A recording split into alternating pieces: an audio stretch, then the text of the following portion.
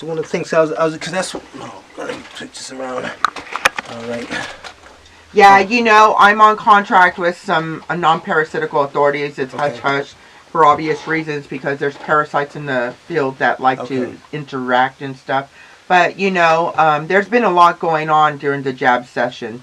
So, you know? So just to clarify, the parasitic is a sucker of life that sucks life out, right? Well, in this term, I'm sorry, honey. In this term for a parasite, when I say parasitic authorities, those are the people that work for the dead.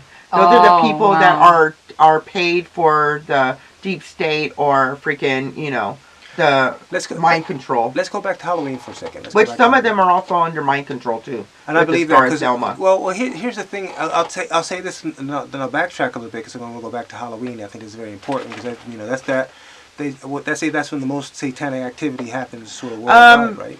No, that's not. It's actually the equinoxes. It's actually Easter because killing Christ is the most important thing. Because let's go back to the Illuminati creeds, okay? Okay. Let's go back to, because I was raised by the Illuminati creeds. And those were given to the Rothschilds by the fallen ones, right? And the fallen ones are the ones when they were cast down. You see like Kiss with the bolt, lightning bolt or anything. That's a symbolism of Lucifer being cast down on this earth over pride, right? With the third of the celestial angels, right? And then they become on their belly. So everything that's going on this earth is based on those Illuminati creeds. And you are either part of it or not. And most people don't even know that they're even existing unless you've been raised with the Illuminists, you know. Well, it's amazing because the 1/3 of the angels came down. Is Lucifer one of the seat that Jesus was supposed to sit in? So he wanted that was pride and the love of us that made him rebel against. Well, he was on the left side of the throne. Yeah. So you know, but you know, no one takes over authority of the absolute Creator. Yeah. Even the fallen ones know that. On the last, like I brought a little, because I have my little black book full of, that I brought, sorry. Well, hey, Chris Ryde is here. All she right. made it. Hi. She dropped off. I know traffic's a pain in the butt, huh? Chris Ryde, almost got kidnapped at Starbucks. Thank you for the Starbucks. Do you want to take your seat and maybe appreciate you. We're gonna put a picture up as usual because I don't think you really like to be filmed. I don't know what that is, so we'll put a picture up.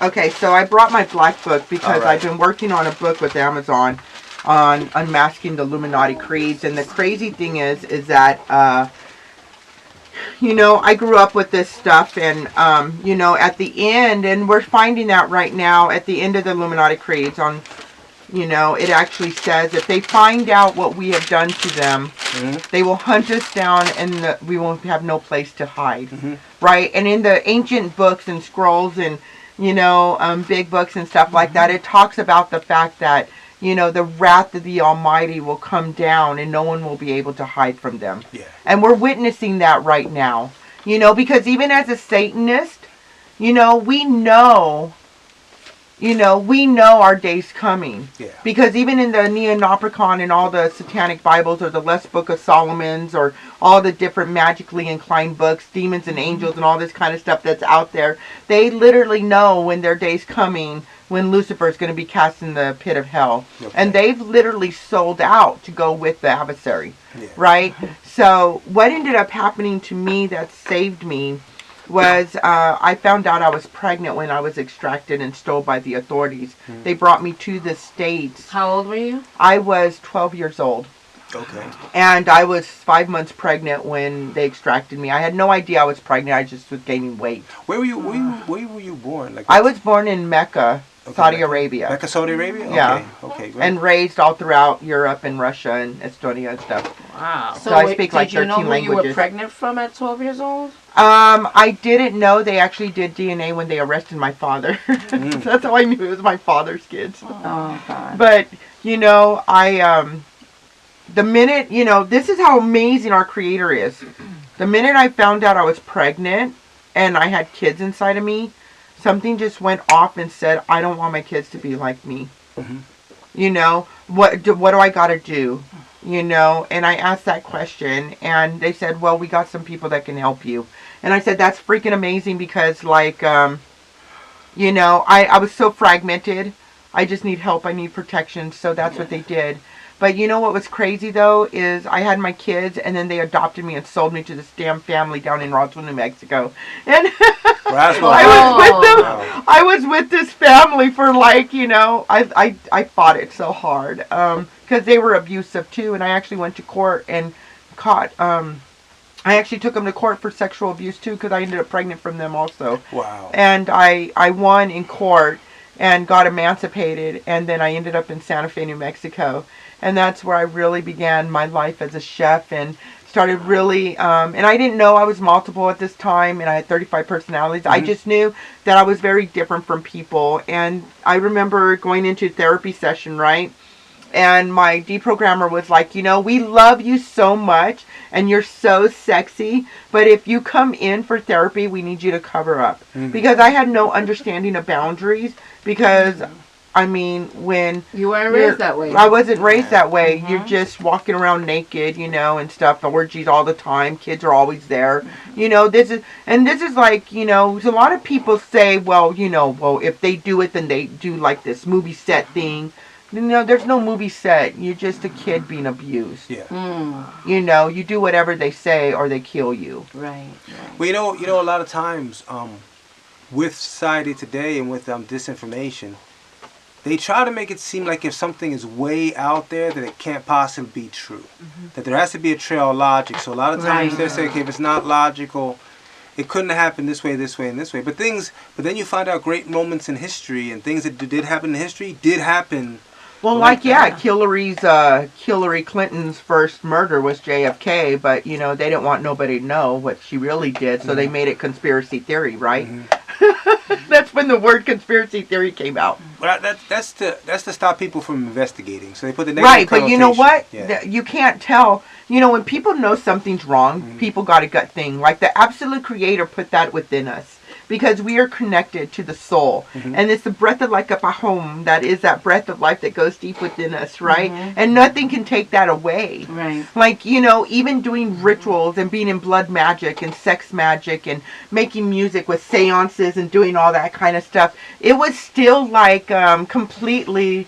there was a connection there that kept me connected to my core. Was this done at like a ranch, or was this done at like what is it? Where are these rituals hold? Everywhere. I always think they'd be done in some forest clearing, like where. Sometimes it's right in your living room. Oh wow. Sometimes it comes in right through your TV. Sometimes it comes right in through your music. You know, Tower Records. There's a pentagram and a sphere up on top of Tower Records that they leash demons on every record that comes out of that building. Okay, so when then you go and you put on the music in your house and in your car and everything, those demons are leashed out. No, people don't understand the spiritual warfare, the ethereal. That's what's real, not what I see. Lucifer was a music maker, right? Musician. Well, he was an angel of worship. Yeah. So when he spoke, you know, music came out of him. Right. But you know, let's go back to King David. King David dealt with that, with the harp, right? Because the frequency of it actually killed the demons and they had to go. So then when Solomon was born, he was known as the wisest man in the world, right? In all of the world. But King Solomon was doing Kabbalah and doing black magic. So he had understanding of goodness and that. But, you know, I wouldn't suggest we become like King Solomon. Well, well, what happened with him was he was even told to leave the women from the foreign lands alone because they were being witchcraft. And as a matter of fact, it's the witchcraft in the Bible that took the chosen people down a lot. It was the actual witchcraft. Well, yeah, because you know what? As humans, you know, I am a Russian Arabic Jew. You know, so I'm kind of like, people are like, what? You're Russian Jew, Arabic? Whoa, you know? But, you know, the crazy thing is, like, you know, there are a lot of things that Americans don't know about that were written way back in the day before even Yeshua started walking on this earth, you know? And there's civilizations that have been wiped out because of their witchcraft, you know? Absolutely. The Mayans, we talk about the Anasazi that were killed by the giants, which are the fallen angels, right?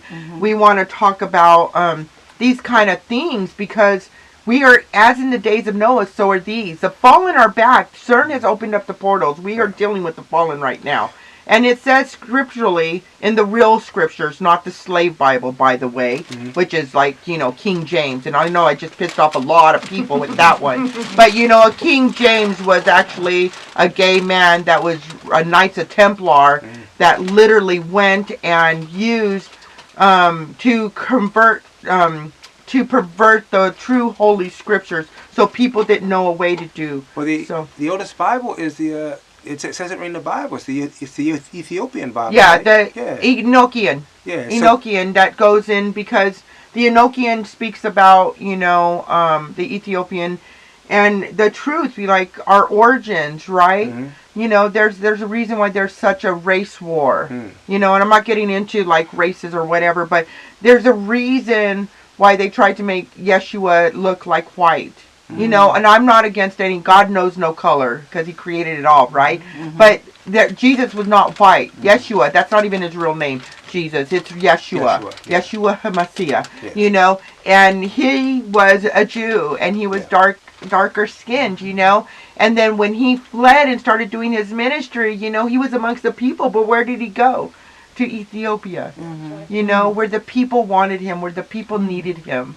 If you read that one, the road to Emmaus, where he met the Ethiopian that spread the gospel all over Africa. That's it. Right. Yeah. That's the original Bible, because the Ethiopian. So I have that on hard drive that was given to me, because I have every book of the Bible that's been taken out. The other thing about language, that's also really interesting with MK Ultra, and mind control and masses programming, right? Where English is actually a slave language. Yeah. And in the book of Jaspar, it actually talked about Moses having 87 languages. And that's why he was so well respected. Because when you have more languages that you can speak, you have understanding. So more people you were able to be a teacher. The one thing I know about when I was taking Hebrew, I took Hebrew one semester at LA Valley College. And one thing I took about the Hebrew language, it's not a language. Hebrew is the Aramaic, is the spoken, Hebrew is the written. Automatic before it became Aramaic and then to Hebrew. So, but when they speak it or write it, it's straight to the point. It is straight, and it also opens up the portals of heaven. Yeah. So when they do like the